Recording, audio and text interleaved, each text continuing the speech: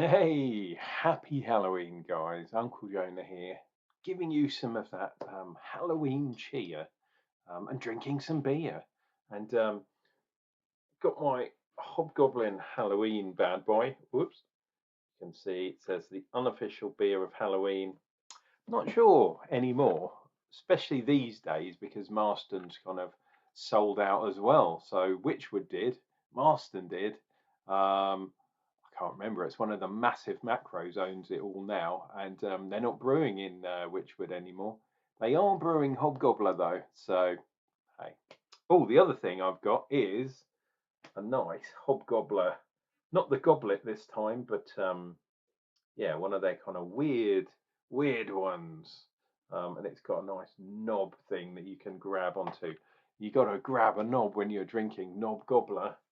Um, anyway, this is the best I could come up with for Halloween.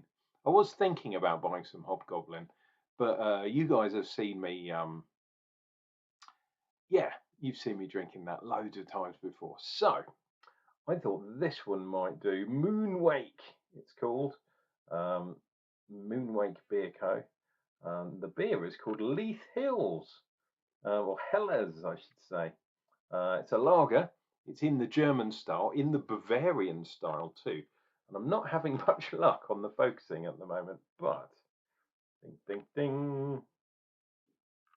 You never know. Is it gonna focus on here? Oh, we've got a thing. It must focus. Come on, dude. Got one of those things. Inspired by our favourite continental lager, we've emulated the classic Bavarian style with an extended conditioning time of 8 weeks. Leith Helles is a modern iteration, delicate hopping of Sars and Cascade, both of which are not German, which is a bit weird, resulting in an impeccably clean and sessionable beer, gluten-free. It's got wheat, it's got barley, it's got a QR code if you fancy looking at Moonwake, 4%. Uh, yeah, here we go. So we've got some barley, Sars Cascade. Oh, that's quite nice. It's got wheat at under 20 parts per million. It's got gluten in it if you are gluten intolerant. Moonwake, the moon's reflection on a body of water, like their logo. And it's a big boy. It's a 440. So that's almost a pint in American money. Um, there we go. Let's get this bad boy into a glass. I've actually forgotten to bring the magazine up, the Scotland magazine. And that magazine I haven't really looked at. I know Scotland so well, dear viewer. But yeah, it'd be interesting. Right, let's get this beer into the glass. The other reason I chose this glass was because it's a little bit bigger, just in case there's any head problems. You know, you don't want head problems when you're nobbling the gob. When you're out nobbling, there we go, hobgobbler. There's the Leith. There's a cheeky grin. That's just for you, dear viewer, just for you. We have got a good finger's head, which is not bad for a lager. And if I get rid of the hobgobbler, look at that. Got quite a nice amount of carbonation. This is a nucleated glass, as I believe. I believe there is a small sort of etching of a hobgoblin at the bottom of the glass, which, yeah, always gets me into trouble when I start looking at those. Makes me drink too fast. So being a lager, and being a wheat lager or Helles or Bavarian beer, similar to a Marsden, but that's more Oktoberfest. I know it's October, but as everyone knows, or they should do, Oktoberfest is in September. It finishes in October, so that's why it's called Oktoberfest.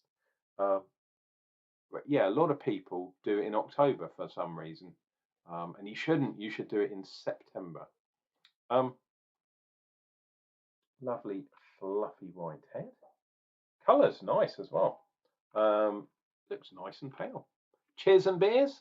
if you want to help my channel out, why not think about subscribing? Definitely click like to the video, give me a thumbs up and that kind of stuff. In fact, why don't you do that while I'm taking my first sip of this beer? Come on.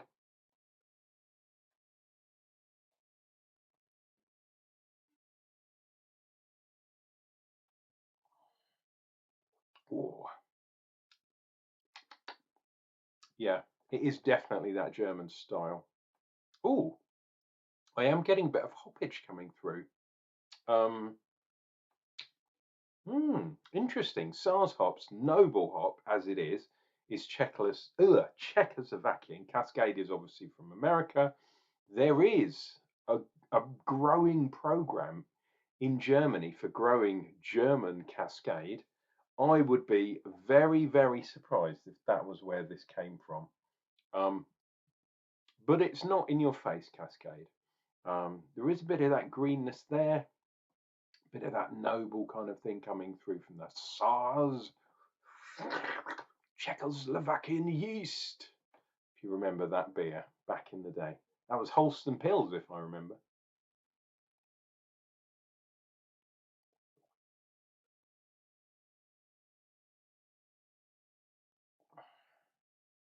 Oh, really fresh. Like I say, a little bit of that greenness there. A little bit of citrus too, which is weird because yeah, those two hops aren't known for their kind of citrus vibe. Maybe Cascade kind of is. I always think Cascade is a bit more kind of green, similar but not the same as Cascade. And for me, it has a peachy kind of taste to it, and I'm not getting that through this beer. Very interesting. Little bit of carbonation problem for me, but that's probably me and drinking lager. I cannot like down lager and then I have a problem with belching, as you well know, dear viewer, if you've watched some of my previous videos. But if I start downing lagers, it soon sounds like an echoing hall because of all the carbon dioxide that's into my body. And that's kind of what I'm getting from this. And I've chilled this down. This has been in the fridge for a couple of days now, so this is super chilled. I know. That means the carbon dioxide. Ooh, there we go. The carbon dioxide is being pulled by the temperature into the liquid. It's into suspension.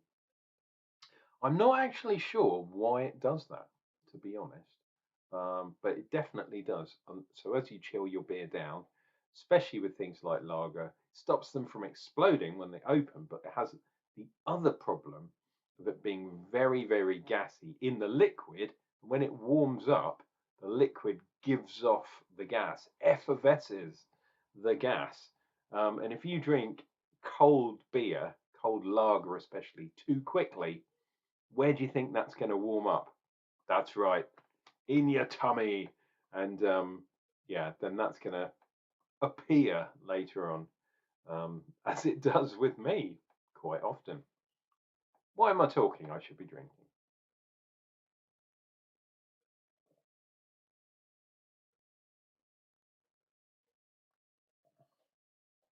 Oh, I am trying to drink this reasonably quickly, just in case any of those pesky kids come and knock on the door. I've got to get my bowl full of water ready to chuck at them as they come. Um, I aim for their parents actually. I don't usually douse the kids, but and they won't take beer from me. Is it because I'm a stranger, or is it they don't like beer? Well, whatever way, there's plenty more for me.